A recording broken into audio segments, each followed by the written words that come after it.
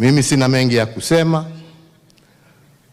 Najua mimi sasa siku hizi mimi sina mastori mingi.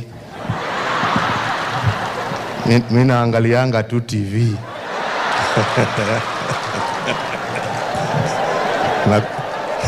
na kusikia radio tu. Lakini ningependa kuungana na yale yamesemwa hapa na mwenzetu makamu wa rais.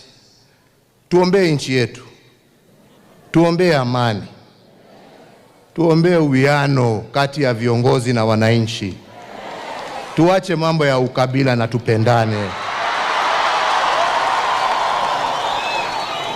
Sisi wote ni wa Kenya, na Kenya haiwezi kufaulu watu wakiwa na utengemano, wakiwa watupiana maneno, wakiwa hawaheshimiani. Vile tumesema bishopu wawaheshimu, nyinyi mutarudisha hiyo. So viongozi pia muheshimu wananchi, na watarudisha hiyo heshima.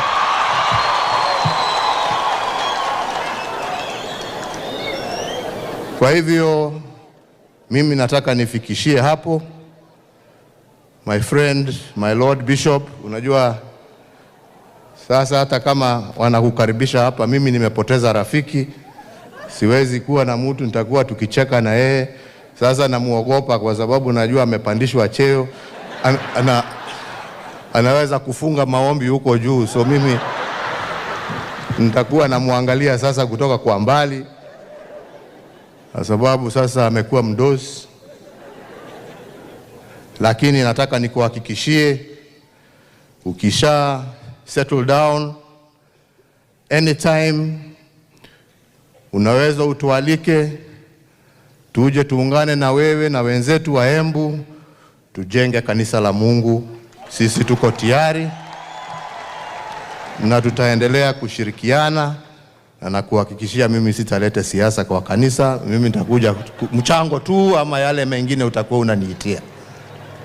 Kwa hivyo anytime, always feel free kutukaribisha, na sisi tuko tayari kuja kusimama na wewe na wenzetu wa diocese yako mpya, kujenga kanisa la Mungu na kufanya yale ambaye yatatakikana. Nikimalizia, kwa sababu ya mvua, ningependa kwa heshima kubwa sana nikuombe my Lord Bishop, nikuletee zawadi yangu saa hii, kwa sababu mimi Mheshimiwa Rais akimaliza kuongea mimi nitatoroka. Mambo ya speed hii na makelele siwezi siku hizi, inanipatia headache.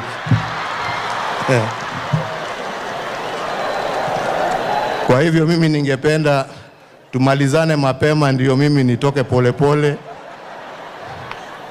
Sini namna hiyo? Sini namna hiyo?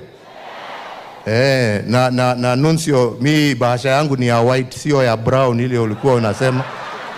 Yangu haina mambo mingi, ni zawadi kidogo tu ya rafiki, si ndio? Mungu awabariki, Mungu awalinde, na Mungu aendelee kulinda taifa letu la Kenya. Asanteni sana.